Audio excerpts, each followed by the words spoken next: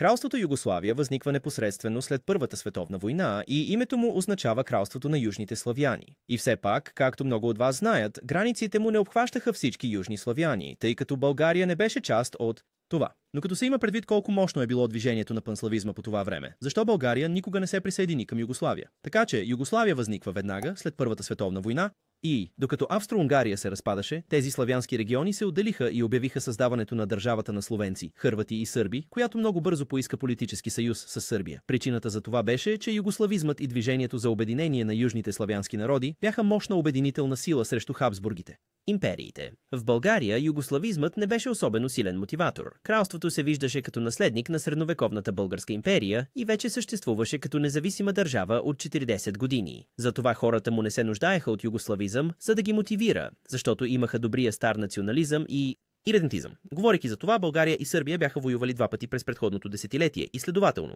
не е изненадващо, че техните народи мразеха се един друг. Българското ръководство счита тези земи и населението там за свои. Двете страни продължиха взаимното си недоверие до Втората световна война, когато България помогна на Оста да разчлени Югославия, преди също така да помогне за загубата на война. Беше окупирана от съветски войски и както тя, така и Югославия скоро станаха комунистически нации. Това представи възможност за обединение, защото комунистическата идеология налагаше интернационализъм над национализма и етнически разделение. През 1947 година двете страни подписаха споразумението в Блед, което ги доближи една до друга и беше разглеждано от двете, като първа стъпка към обединение. Имаше обаче едно малко затруднение. Двете страни имаха много различни идеи за това как ще изглежда обединението. Българите виждаха Велика Югославия като конфедерация от две равни страни и че България ще получи тези земи от Югославия в замяна на присъединяване към Съюза. Те ще запазят отделни вътрешни политики, но ще действат единно по външни и отбранителни въпроси. Проблеми. Тито никога не би приел това, защото съюз на равни би означавал, че България ще доминира над Югославия. Докато убеждението на Тито беше, че предложеното обединение ще види България разбита на множество социалистически републики и автономни области, като тази част ще стане част от Македония, която важно е, че няма да бъде считана за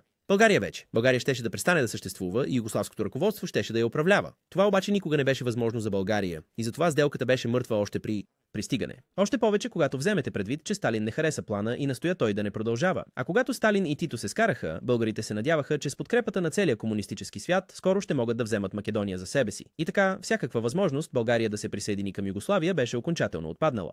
Надявам се, че ви хареса този епизод, като специални благодарности на моите патрони Джеймс Бисонет, Кели Монимейкър, Скай Шапел, Катовице, Анди Макги, Антони Бекет, Алекс Швин, Род Де Мартин, Юдуан Уанг, Айв Фиерфли, Спенсър Уайтфуд, Маркус Арснер, Вин Хокей, Капитан Псайдок, Марвин Касао, Камун Юн, Демек Уопър, Густав Слон, Маги Пачковски, Колинг Доктор Хауърд, Доктор Файн Доктор Хауърд, Спининг Триплейтс, Копертон, Шонън, Words About Books Podcast, Халет Алдаруд, Уинстън Кейуд, Джим Струмберг, Карл Първи и Мис Изет.